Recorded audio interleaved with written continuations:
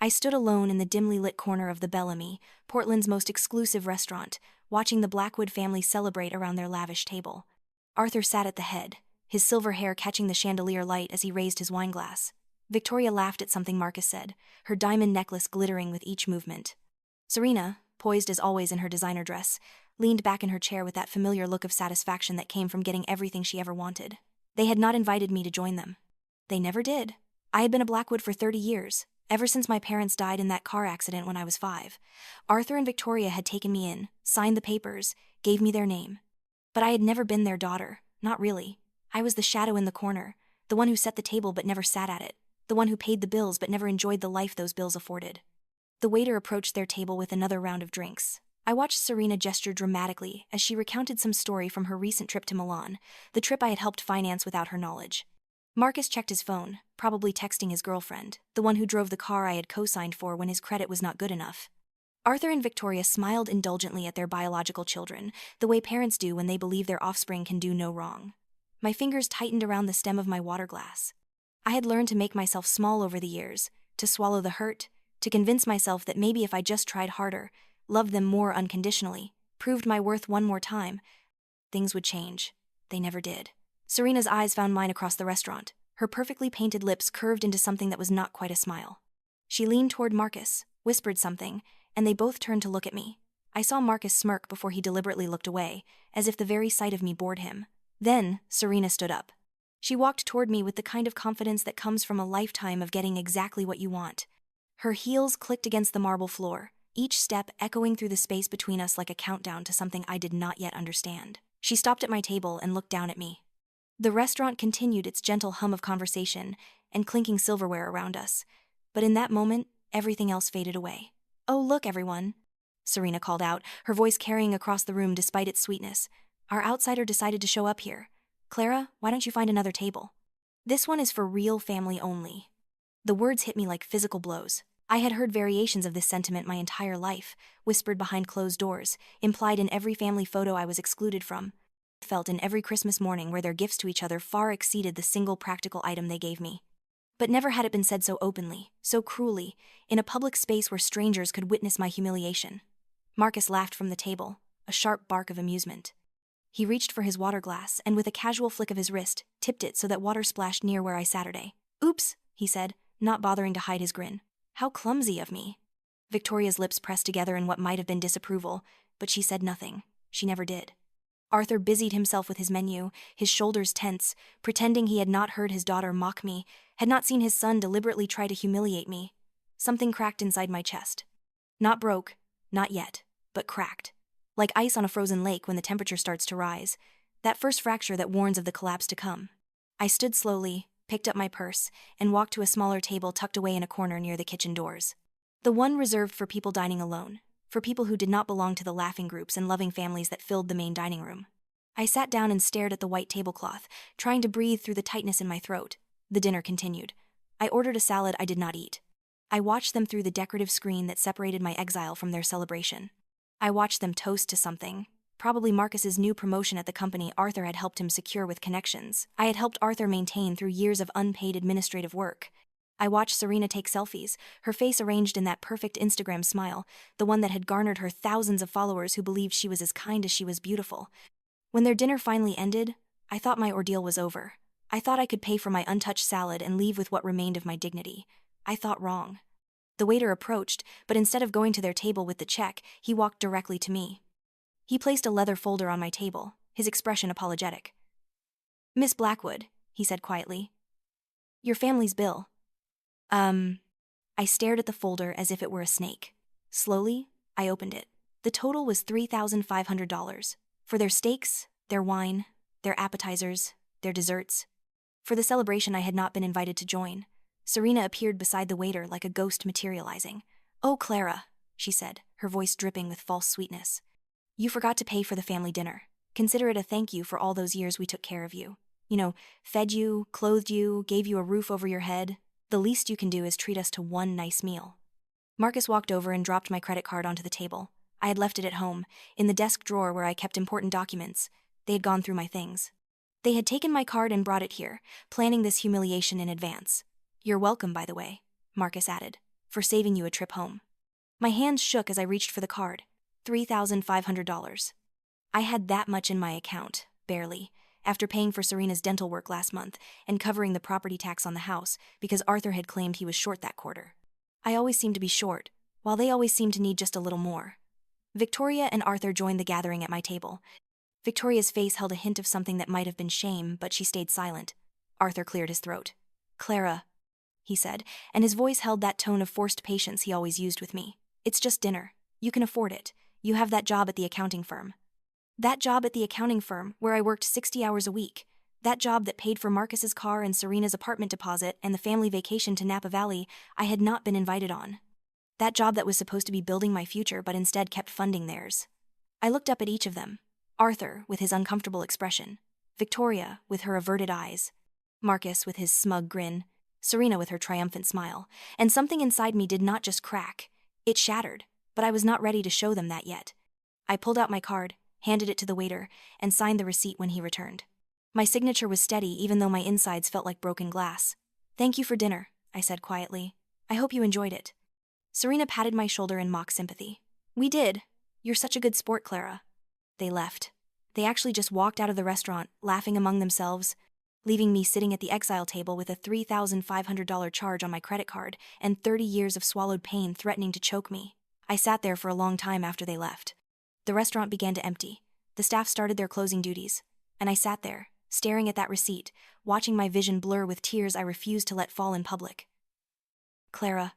The voice was sharp, commanding, and familiar. I looked up to see Aunt Eleanor standing beside my table. She was my father's sister, the only member of my biological family who had stayed in touch after my parents died. She visited once or twice a year, always briefly, always leaving me with a sense that she was holding back something important. But now her face was not holding back anything. She was furious. "How long has this been going on?" she demanded. "Aunt Eleanor, How long have they been using you like a personal ATM machine?" I opened my mouth but no words came out. How could I explain 30 years of small cruelties, of being made to feel grateful for a place at a table I was never truly invited to sit at? Eleanor's jaw tightened. She was in her 70s but stood straight as an arrow, her eyes blazing with an intensity that reminded me of my father in the few photos I had of him. "I've been watching them," she said quietly.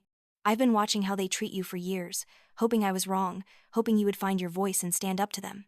But tonight, watching them humiliate you in public, I realized you need help, and I realized I've been a coward for not stepping in sooner." She reached into her purse and pulled out a sealed envelope. It was thick, official-looking, with a law firm's name embossed on the corner. "I've changed my will," Eleanor said. "Everything I have, every asset, every share of stock, every property, it's all going to you. The Blackwoods will not inherit a single penny." The restaurant seemed to tilt. I gripped the edge of the table. "Aunt Eleanor, you can't." "I absolutely can, and I have. I'm 74 years old, Clara. I have stage 4 pancreatic cancer. The doctors gave me 6 months, maybe a year if I'm lucky. I don't have children of my own. Your father was my only sibling. You are his daughter. My estate should go to you. It should have always been going to you." She pressed the envelope into my hands. "There's more," she continued, her voice dropping even lower. "I've been doing some investigating. Your parents, when they died, they left you a trust fund, $600,000, to be managed by your guardians until you turned 25, then released to you in full. My 25th birthday had been 10 years ago. I never received any trust fund," I whispered. Eleanor's expression turned grim. "I know. Because Arthur and Victoria spent it. Every last cent. Marcus's private school tuition, Serena's college expenses, and that ridiculous finding herself year in Europe. The renovation of the house. Their investment in Arthur's failed business venture. They used your inheritance to fund their children's lives while making you pay for your own." The broken glass inside my chest turned to shards, cutting deeper with each breath. They had not just treated me like I did not belong. They had stolen from me. They had taken the only thing my parents had been able to leave me and spent it on the children they actually loved. "I have proof," Eleanor said. She pulled out her phone and showed me bank statements, documents, a paper trail that wound back through the years. "I hired a forensic accountant. It took 6 months, but we found everything. And tomorrow, we're going to make them answer for it." I looked at the documents swimming on her phone screen. Numbers, dates, transactions. Each one a nail in the coffin of the family that had never been mine. "Why now?" I asked. "Why did you wait?" Eleanor's eyes softened with regret. "Because I'm a foolish old woman who thought you were happy. who thought maybe you had made your peace with being adopted, with being different from them. I didn't see the cruelty until I started looking for it, and by the time I understood what was really happening, I was already sick. But I have enough time left to fix this. Enough time to make sure you get what you deserve. She helped me stand. My legs felt unsteady, like I was learning to walk on a surface that had suddenly become unfamiliar. Tomorrow, Eleanor said firmly. We're holding a press conference. We're going to tell everyone what they did, the abuse, the financial exploitation, all of it. I've already contacted the media. This is going to be very public, Clara. Are you ready for that? Was I ready? I had spent 30 years being invisible, being quiet, being grateful for scraps. Was I ready to be seen, to be loud, to demand what was mine? I thought of that $3,500 dinner bill. I thought of Marcus's smirk and Serena's cruel smile. I thought of Arthur's cowardice and Victoria's willful blindness. I thought of 30 years of swallowing my pain to keep the peace. Yes, I said, and my voice did not shake. I'm ready. Eleanor smiled, fierce and proud. Good, because we're not just getting your inheritance back, we're burning their world to the ground. The next morning, I woke up in Eleanor's lakeside estate, a beautiful, sprawling home I had only visited a handful of times. She had insisted I stay with her, said she did not want me going back to the Blackwood house until everything was settled. I found her in the study, surrounded by documents. Her lawyer, Daniel Hayes, sat across from her.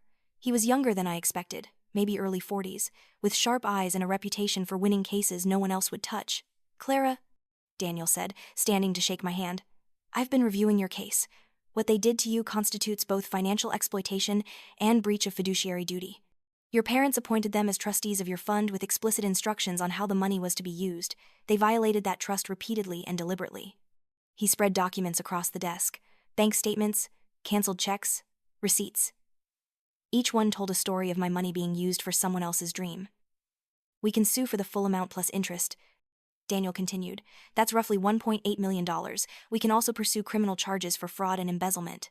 The numbers felt unreal, not because they were large, but because they represented something I had not let myself think about in years, the idea that I deserved better, that I had been wronged, that what happened to me was not just unfortunate but criminal. The press conference is scheduled for 2 this afternoon, Eleanor said. Daniel has prepared a statement. We'll present the evidence publicly. This will be all over the news by evening. They'll fight back, I said quietly. They'll say I'm lying, that I'm trying to manipulate you, that I'm after your money. Eleanor reached across the desk and gripped my hand. Her skin was paper thin, marked with age spots and the faint bruising that came from frequent medical procedures. But her grip was strong. Let them fight, she said. We have the truth. And the truth, my dear, is a weapon they can't defend against. The press conference took place in the main ballroom of the Heathman Hotel. When we arrived, I was shocked by the number of reporters present. Daniel had told me he was reaching out to media, but I had not expected this. Cameras everywhere, journalists with notepads, the low buzz of anticipation that comes before a major story breaks. Eleanor took her place behind a podium.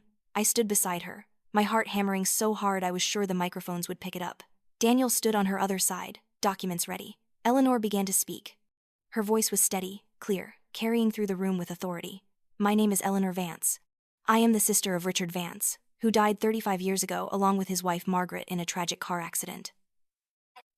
They left behind a 5-year-old daughter, Clara. Today I'm here to speak about what happened to that little girl.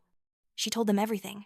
The adoption by Arthur and Victoria Blackwood, the trust fund my parents had established, the systematic theft of that money over the years, the emotional abuse, the exclusion, the way I had been treated as less than family while being forced to financially support the family that rejected me. Daniel projected the evidence onto a screen behind us. Bank statements appeared, showing withdrawals from my trust fund for expenses that clearly benefited Marcus and Serena. Tuition payments, travel expenses, a car purchase. Each transaction dated and documented.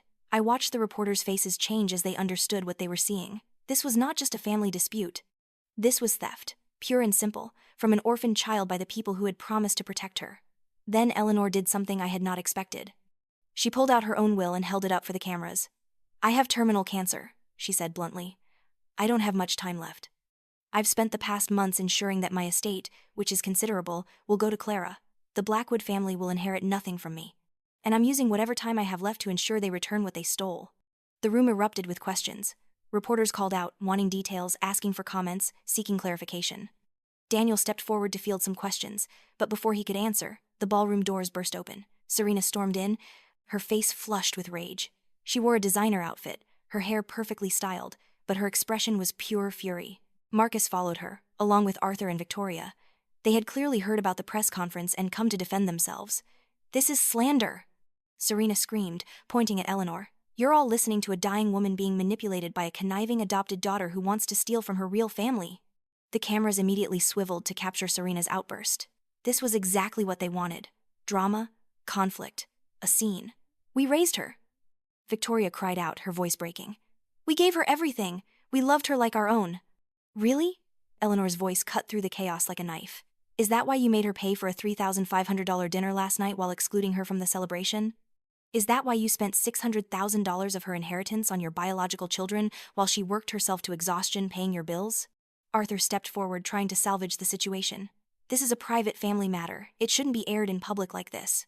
"You made it public when you stole from an orphan," Daniel said coldly. "When you violated your legal duty as trustees. When you engaged in systematic financial exploitation of a vulnerable minor. This stopped being a private matter when it became a crime." Serena's face twisted. She lunged toward me, and for a moment I thought she might actually try to attack me. Security guards stepped between us. "You bitch!" Serena hissed. "You ungrateful, pathetic bitch. After everything we did for you, after we gave you a home, a name, a family." I looked at her, really looked at her, and I felt something shift inside me. For 30 years I had believed them when they told me I should be grateful. I had internalized the message that I was less than, that I owed them, that I should accept whatever treatment they gave me because at least they had kept me. But standing there, with Eleanor beside me and the truth laid bare for everyone to see, I realized something profound. They had not saved me. They had used me. "You gave me a home where I was never welcome," I said, and my voice carried clearly through the ballroom. A name I had to constantly prove I deserved. "A family that treated me like a servant and an ATM. You didn't do anything for me. You did it to me." The cameras caught everything. Serena's rage, Marcus's guilt-ridden silence, Victoria's tears, Arthur's desperate attempts at damage control. But most of all, they caught me finally standing up, finally speaking my truth after 30 years of silence. The footage went viral within hours. By evening, the video of Serena's screaming outburst had been shared millions of times. The hashtag Justice for Clara started trending. People I had never met were commenting on articles, sharing their own stories of family exploitation, of being adopted children treated as less than. But the real battle was only beginning. 2 weeks later, Arthur and Victoria sued Eleanor and me, claiming we had coerced Eleanor into changing her will while she was not mentally competent. They claimed I had manipulated a sick old woman for financial gain. They painted themselves as victims of a cunning scheme. The trial began 3 months later. I sat in the courtroom every day, listening to their lawyers try to destroy my character. They called me a liar, a manipulator, someone who had played the victim card to steal from the family that had generously taken me in. Their lawyer, a shark in an expensive suit named Gregory Vincent, was skilled at twisting facts. "Isn't it true, Miss Vance?" he said during cross-examination, using my biological last name like an insult, "that you lived rent-free in the Blackwood home for over 20 years?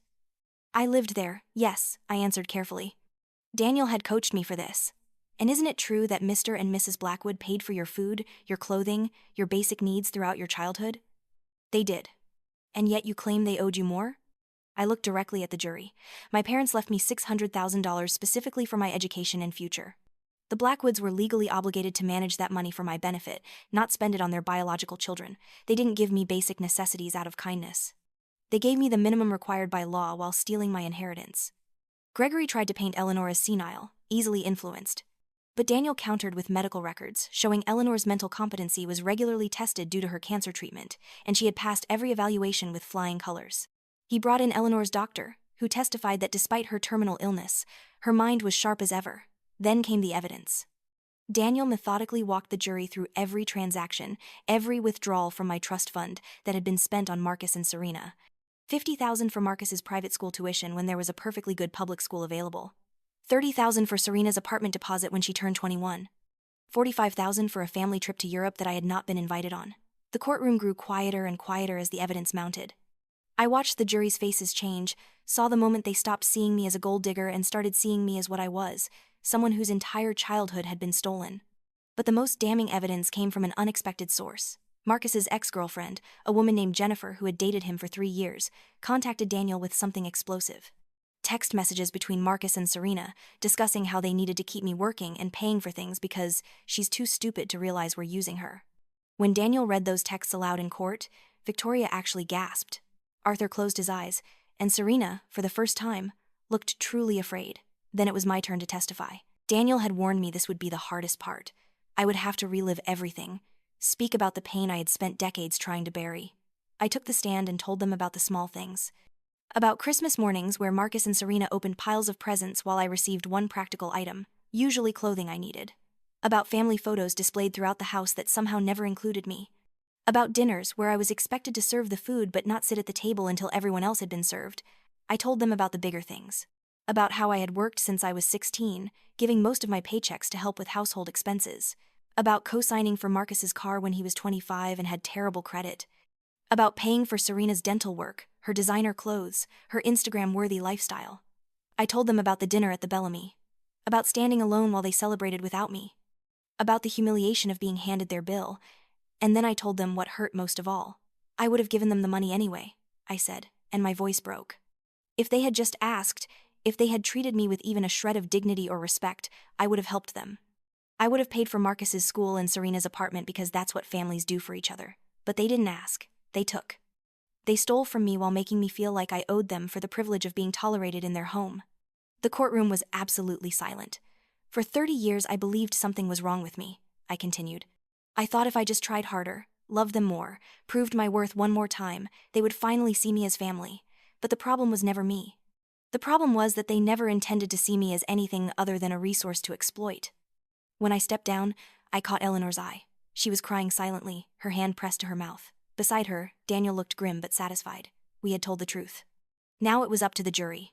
The jury deliberated for 2 days. When they returned, the forewoman's expression was unreadable. In the matter of the Blackwood family versus Eleanor Vance and Clara Vance, we find in favor of the defendants. The will is valid and shall stand as written. Eleanor's hand found mine and squeezed, but the forewoman was not done. Furthermore, in the matter of the trust fund, we find that Arthur and Victoria Blackwood did willfully and deliberately misappropriate funds intended for Clara Vance's benefit. We order them to repay the full amount of $600,000 plus interest calculated from the date of each withdrawal, totaling $1.8 million. We also recommend the district attorney investigate potential criminal charges for fraud and breach of fiduciary duty. The Blackwood family collapsed. Arthur's face went ashen. Victoria actually sobbed. Marcus stared at the floor. And Serena, proud Serena who had humiliated me at the Bellamy, let out a wail of despair so dramatic the judge had to gavel for order. I felt Eleanor's grip tighten. I looked at her and saw tears streaming down her face, but she was smiling. "You won," she whispered. "Clara, you won." The media frenzy after the trial was overwhelming. News outlets everywhere covered the story. I received interview requests from major networks, book deal offers, invitations to speak at conferences about adoption rights and financial abuse. I accepted one interview request from a respected journalist named Sarah Mitchell who had covered the story from the beginning. We sat in a quiet studio, just the two of us and a few cameras. Sarah asked me gentle questions, giving me space to find my words. "What was the hardest part of all this?" she asked. I thought about it carefully, accepting that it wasn't my fault. For 30 years I thought if I could just be better, do more, they would love me. Realizing that nothing I did would have ever been enough because they never intended to see me as family, that was hard. Because it meant accepting that all that time, all that effort, all that hope, it was wasted on people who didn't deserve it. What do you want people to know about your story? That family isn't just about blood or legal documents. Real family doesn't keep score. Real family doesn't make you pay for the privilege of being loved. And if you're in a situation where you're constantly trying to prove you're worthy of basic respect and kindness, you're not with family. You're with people who are using you. What's next for you? I smiled, and it felt genuine. I'm starting a foundation, the Eleanor Vance Foundation. It will provide legal assistance and financial support for adopted children and foster kids who are being exploited by their guardians. No child should have to go through what I did. The interview aired on a Sunday evening. By Monday morning, the foundation's website had crashed from traffic. Donations poured in. Lawyers volunteered their time. People sent messages sharing their own stories, thanking me for speaking up. But the sweetest victory came a month later, when Marcus called me. I almost didn't answer. But curiosity got the better of me. "Clara," his voice sounded hollow, "I need to talk to you." "About what?" "We're losing everything. The house, the cars, Dad's business. We can't pay the judgment. We're going to have to declare bankruptcy." I waited, saying nothing. I thought maybe, since you have Eleanor's inheritance now, you could help us out, just a loan. We'll pay you back. The audacity of it actually made me laugh. "You want me to loan you money?" "We're family, Clara. Family helps each other." "You're right," I said softly. "Family does help each other. Real family asks instead of taking. Real family treats each other with respect. Real family doesn't make you pay $3,500 for a dinner you weren't invited to join. That was Serena's idea, I didn't. You laughed, Marcus. You spilled water near me and laughed. You all stood there while I was humiliated and you did nothing. You texted your sister about how stupid I was for not realizing you were using me. Don't call this number again. I hung up and blocked him immediately. Eleanor's health declined rapidly after the trial. The stress had taken its toll, and the cancer was aggressive. I moved into her lakeside estate to care for her in her final months. We spent hours talking, going through old photos of my parents, sharing stories. She told me about my father, how he had been kind and gentle, how he had called her every Sunday without fail. She told me how devastated she had been when he died, how she had failed him by not fighting harder for me. I should have taken you in myself, she said one evening as we sat watching the sunset over the lake. I should have contested the Blackwoods' custody. But I was traveling constantly for work. I was single. I thought a two-parent home would be better for you. I was wrong. You're here now, I told her. You fought for me when it mattered most. She gripped my hand with what little strength she had left. Don't let them define you, Clara. You are not the unwanted adopted daughter. You are not the girl who was tolerated out of obligation. You are strong and kind and worthy, and anyone who can't see that is blind. Eleanor died 3 weeks later, peacefully in her sleep. I held her hand as she took her last breath. Despite the pain of losing her, I felt grateful. She had given me so much more than money or property. She had given me permission to value myself, to demand better, to understand that I deserved love without conditions. The funeral was small, just how she had wanted it. A few close friends, some colleagues from her years in business, and me. The Blackwood family did not attend. I had not expected them to. After Eleanor's estate was settled and I had officially inherited everything, I threw myself into building the foundation.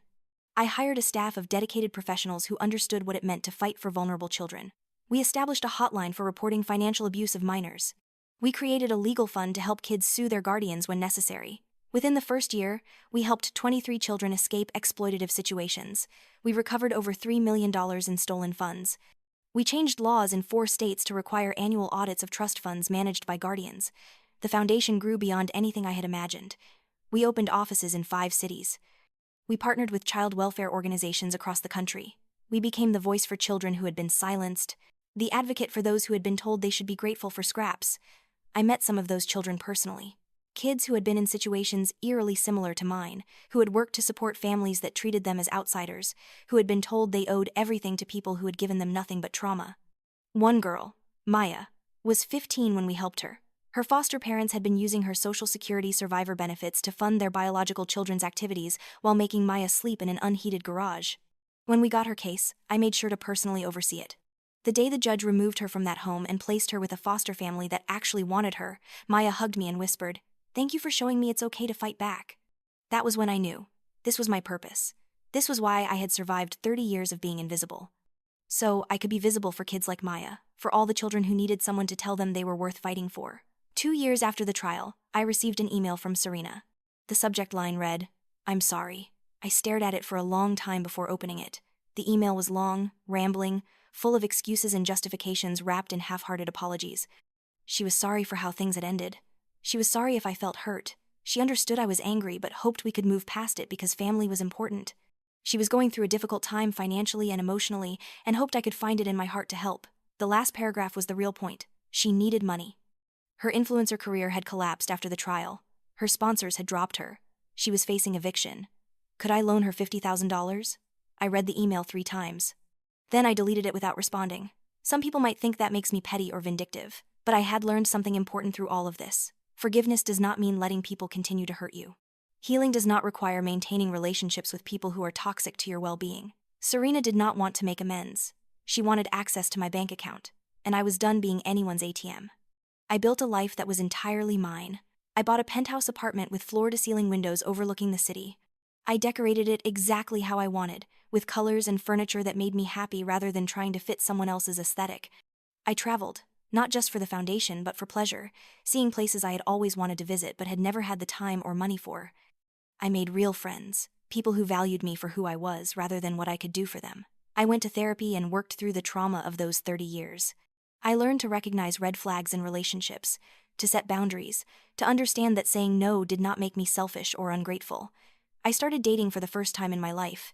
I had been so consumed with trying to earn love from the Blackwoods that I had never allowed myself to seek it elsewhere. Now I learned what it felt like to be with someone who genuinely cared about my well-being, who listened when I spoke, who made me feel valued rather than tolerated. His name was David Chen, a pediatrician I met at a fundraiser for the foundation. He was kind and patient, and when I told him my story over dinner one evening, he did not pity me or try to fix me.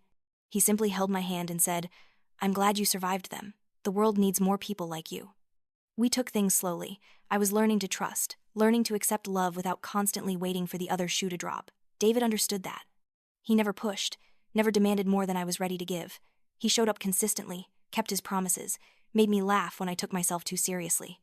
One evening, about a year into our relationship, we were cooking dinner together in my apartment. David was chopping vegetables while I stirred sauce on the stove. The radio played softly in the background. It was such an ordinary moment, so beautifully mundane. "This is nice," I said without thinking. David looked up and smiled. "It is." "No, I mean this. Just being here with someone who actually wants to be here, who chose to spend their evening with me not because they want something but because they enjoy my company. I never had that before." David set down his knife and came over to me. He wrapped his arms around me from behind, resting his chin on my shoulder. "Their loss," he said simply. "I get to have you in my life. I get to come home to you, cook with you, build something real with you. They had that chance for 30 years and they were too blind to see what they had." I turned in his arms and kissed him, feeling grateful in a way I had never felt before. Grateful not for being tolerated or accepted, but for being genuinely cherished. The foundation continued to grow. 3 years after Eleanor's death, we had helped over 200 children. We had successfully prosecuted 15 cases of financial exploitation against guardians. We had changed legislation in 12 states. But the work was exhausting, and I found myself thinking about Eleanor's words more and more often. She had told me not to let them define me. But in some ways, by dedicating my entire life to fighting the wrong they had done to me, was I still letting them control my narrative? I talked to my therapist about it. Dr. Patricia Wong had been seeing me since shortly after the trial.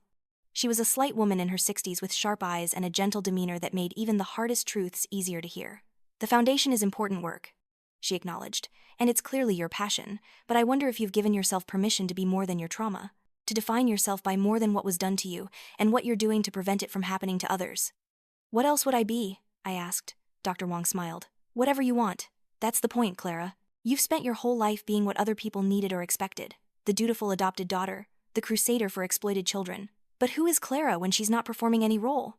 What does she want? What makes her happy beyond the satisfaction of helping others?" I sat with that question for weeks. What did make me happy? What did I want? I started small. I took a pottery class, something I had always been curious about but never had time for. I discovered I was terrible at it. My bowls were lopsided and my vases collapsed, but I loved the feel of the clay between my fingers, the meditative quality of shaping something with my hands.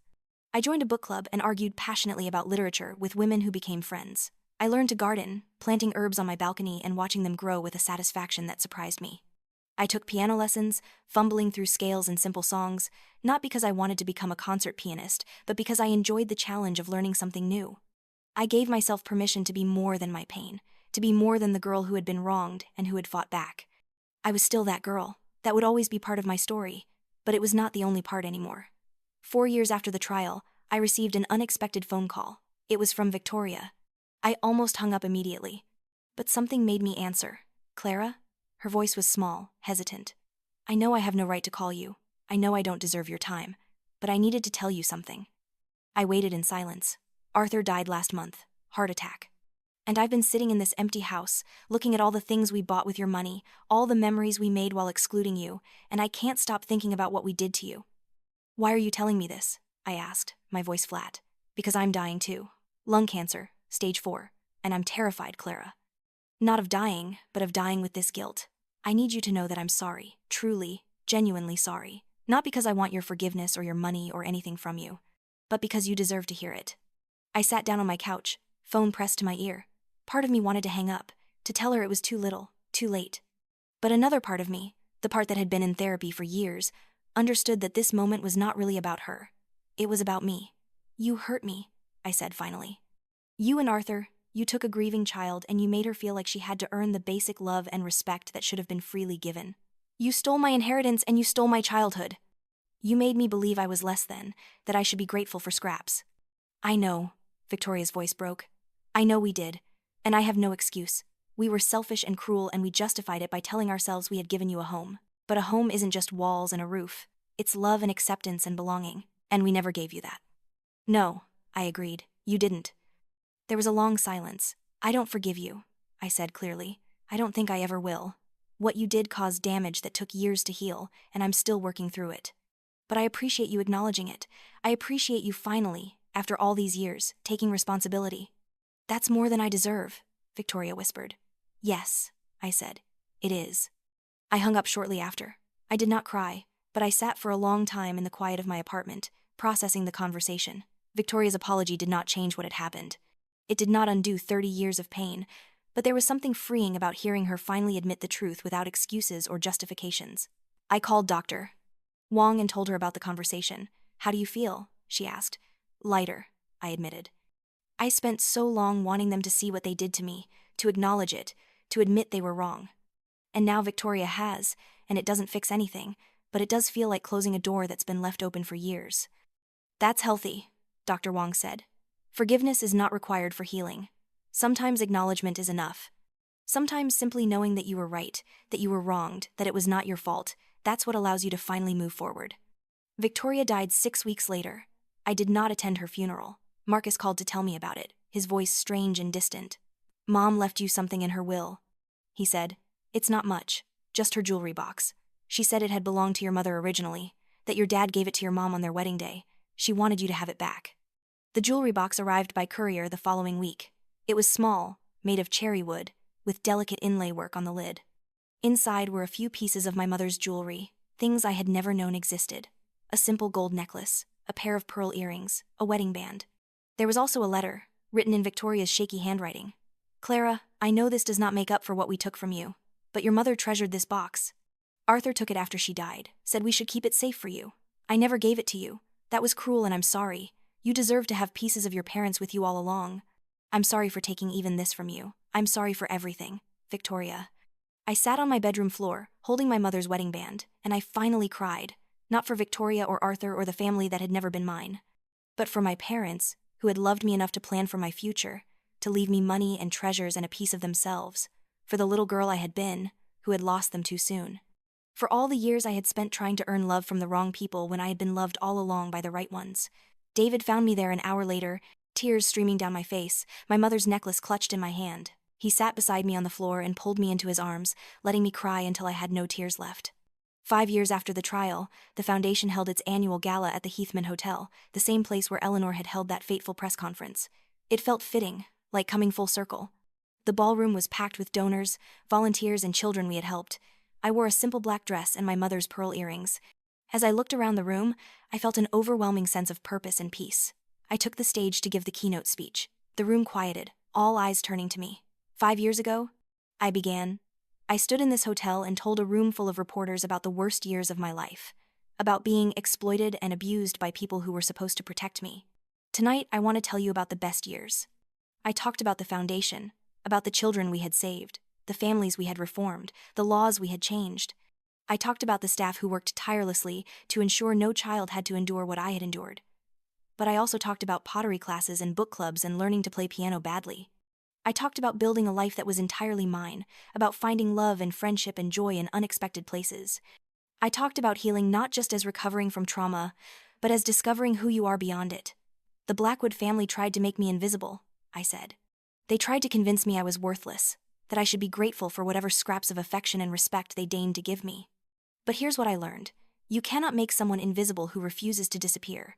You cannot diminish someone who knows their own worth. And you cannot break someone who has learned to put themselves back together. The applause was deafening. People stood, some wiping tears from their eyes. I saw Maya in the crowd, now 18 and about to start college on a scholarship the foundation had helped her secure. She was smiling and crying and clapping so hard her hands must have hurt. After the gala ended and the last guests had left, David and I stood on the hotel balcony, looking out over the Portland skyline. The city lights twinkled like stars below us. Eleanor would be proud, David said softly. I hope so, I replied. She gave me so much more than money or property. She gave me permission to fight back, to demand better, to understand that I was worth fighting for. You know what the best revenge is? David asked. I smiled, already knowing the answer. Eleanor had told me this once, in one of our last conversations. Living well, I said. Building a life so good, so full, so authentically mine, that they can never take it from me, showing every child who has been told they are less than that they can rise above it. Turning pain into purpose. David pulled me close. The best revenge is becoming so completely, unapologetically yourself that the people who tried to diminish you become irrelevant. And Clara, you've done that. You're not just surviving anymore. You're thriving. He was right. I thought about the Blackwood family, scattered now, their empire fallen, their names synonymous with cruelty and exploitation. Marcus worked 2 jobs to pay off debts. His marriage had fallen apart, his children barely spoke to him. Serena lived with a roommate in a tiny apartment, her social media following reduced to a few hundred people who still bothered to follow her despite knowing what she had done. I could have gloated. I could have sought them out and rubbed my success in their faces, but I did not need to. My success was not about them anymore. It had stopped being about them the moment I decided to build something bigger than my pain. 6 years after the trial, I stood in the office of the Eleanor Vance Foundation, surrounded by photos of children we had helped. Behind me, Portland stretched out in all directions, a city that had witnessed my lowest moment and my greatest triumph. My phone buzzed with a text from David. "Dinner at home tonight? I'm making your favorite." I smiled and texted back, "Perfect, love you." Love you. 2 words I said easily now, without fear, without waiting for conditions or expecting disappointment. 2 words I had learned to accept and believe I deserved. I turned back to the window and thought about that dinner at the Bellamy 6 years ago, about standing alone in that corner, swallowing humiliation and pain, believing I had no choice but to endure. That woman felt like a stranger now. She had been so small, so convinced of her own worthlessness, so desperate for approval from people who would never give it. I was not her anymore. I was Clara Vance, founder of a foundation that had helped hundreds of children, partner to a man who loved me unconditionally, friend to people who valued me, daughter of parents who had loved me enough to plan for my future even knowing they might not be there to see it. I was a woman who had taken the worst thing that ever happened to her and transformed it into something that helped others, who had turned betrayal into purpose, pain into power, invisibility into impact. The Blackwoods had tried to erase me, to make me nothing more than a source of money and labor, but I had refused to disappear. I had fought back, not with cruelty or revenge, but by building a life so bright, so full, so meaningful, that their darkness could not touch it. I thought about Eleanor's final words to me. The sweetest revenge is not destroying them. It's building a life they never believed you could have. I had done that. I had built not just a life, but a legacy. Not just for myself, but for every child who had ever been told they were less than, who had ever been made to feel invisible, who had ever been exploited by the very people meant to protect them. As I looked out over the city, I realized something profound. I was no longer defined by what they had done to me. I was defined by what I had done with it. And that was the ultimate victory. I picked up my bag, turned off my office lights, and headed home to the life I had built, the love I had found, the future I had claimed as my own. Behind me, the sun set over Portland, painting the sky in shades of gold and crimson, like fire and hope burning together. The invisible daughter had become impossible to ignore. And she had done it entirely on her own terms.